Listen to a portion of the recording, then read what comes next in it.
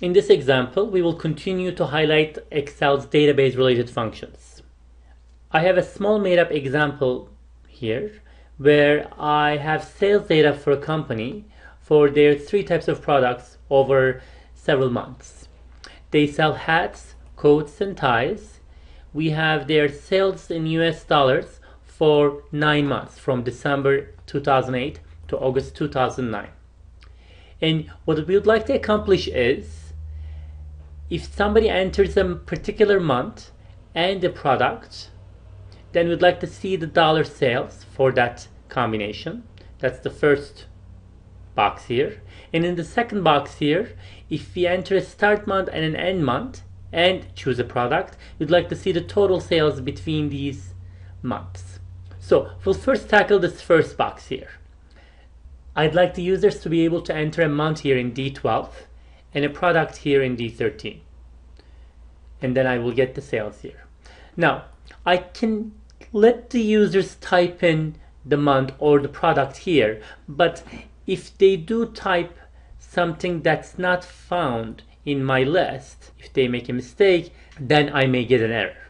So in order to prevent users entering anything other than what's available here, I can actually tell Excel that users should not be allowed to enter certain values. To do this, here's what I do. I go to Data ribbon. In the Data ribbon, I go to the Data Validation option. And by default, in any cell, you can enter any value. If you would like, you can limit the cell value to a whole number, to a decimal, to a date. What we're going to do is choose the list option, which says I want the values in this cell coming from a list.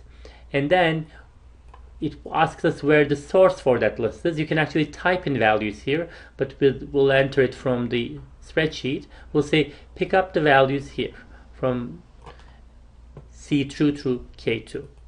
And then we hit OK. Before we hit OK, if you want, you can actually give the user an input message when the cell is selected so that you can inform them on how to enter a value. You can also give them a specific error message if an invalid value is entered. But in our case, we don't need to do that because we already restrict them to certain values. So when I do this properly, I will get this little drop-down menu, which actually lets the user choose only one of these 9 values in row 2. So let's say they choose April 9. Well, something odd happened. Although I chose April 9, I don't see a date here, I see a value, because date values in Excel are by default numbers, but they're formatted differently. So in order to see this as what it is, which is, I think it was April 09, you need to right click on the cell, say Format Cells. Under Format Cells, you're going to choose Date, and under Date, we're going to choose what we have, which is the month and the last 2 digits of the year. And now we get April 09, we get February 09, etc. Now for products, we'll do the same thing. I want the users to only be able to enter these 3 values, so I highlight D13, I go to the Data ribbon, I choose Data Validation, and I choose the option List, and I say, well, I want the values coming from these cells, B3 through B5. I hit OK. Now users can only choose hats, coats, or ties. Alright. So now that the user has chosen this and has chosen this, I'd like to get the sales. So here's the idea. What I will do is I'll say, well, February 09 is here, which is the 3rd out of these 9 months. Coats is the 2nd out of these 3 products. So when you look at this whole array, give me the 2nd row and the 3rd column. So that's the ultimate thing I'm going to try to do. I will do that in 2 steps. First, by using the match function, I will figure out which month this is in my range and which product this is in my range. So here's how the match function works. I say match. You have a lookup value, February 9. I want to find it here. Now, the match function is going to look up for the value D12 in the array C2 through K2. And the third argument, if I choose 0, it will give me an exact match. If I choose 1, it will give me the closest match that's less than what I'm looking for. And then -1 is going to give me the closest match that's greater than what I'm looking for. In this particular example, I would like an exact match. So I'm going to choose 0. And it tells me that February 09 is the third month. Let's choose August. Then I get the 9 months. So it's working properly. Now let's do the same thing for codes. I say match. Lookup value D13. Lookup array is B3 through B5. And I want an exact match again. So the match function tells me where a specific value lies within a row array or a column array. The next thing I'm going to do is, now that I know, let's again go back to February, and I'm going to look at codes. Now that I know I need to go to column 3 and row 2 to pick up the sales value, that's what I'm going to do next using the index function. The index function lets you choose an array, and in that array it will give you the cell that was specified by a certain row in a certain column.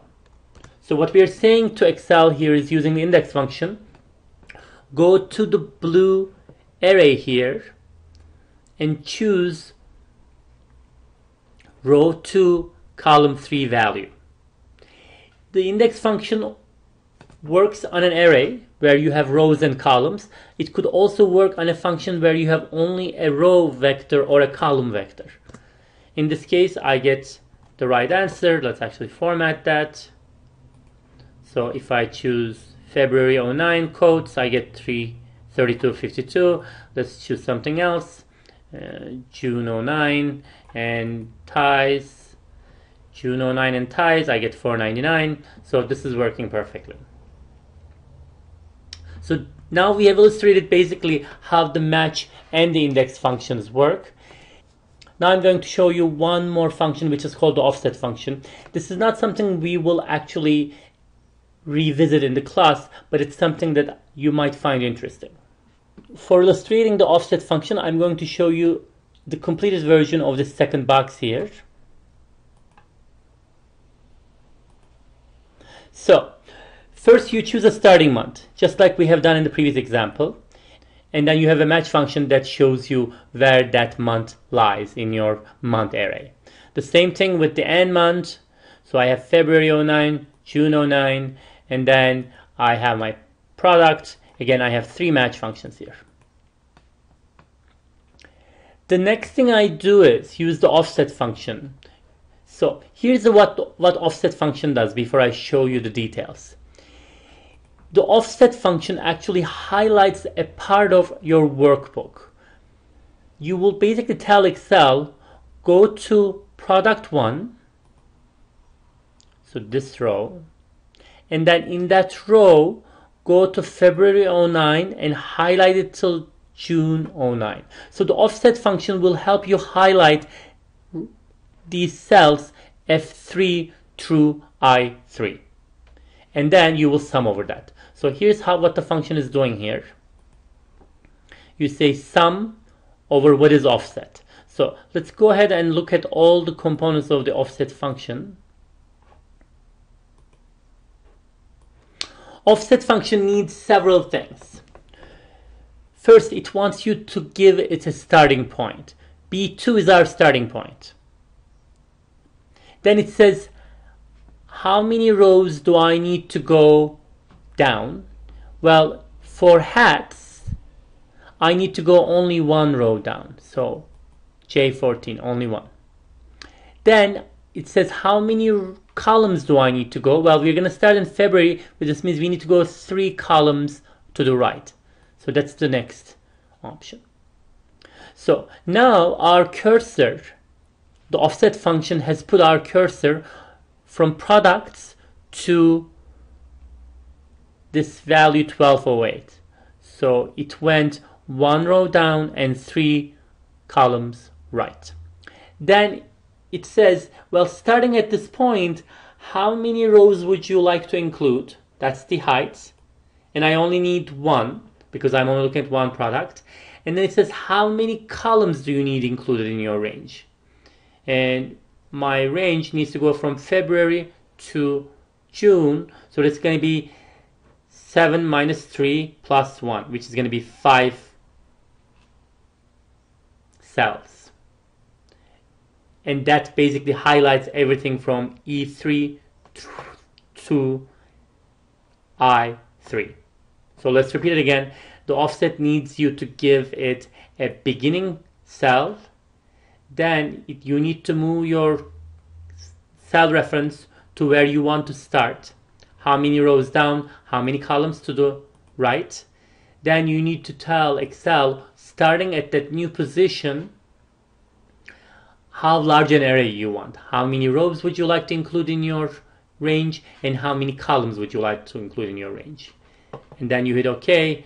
Then it tells you, well, the total sales of hats from February to June was $7,538. And if you highlight these here to double check, you will see that that value is actually $7,538.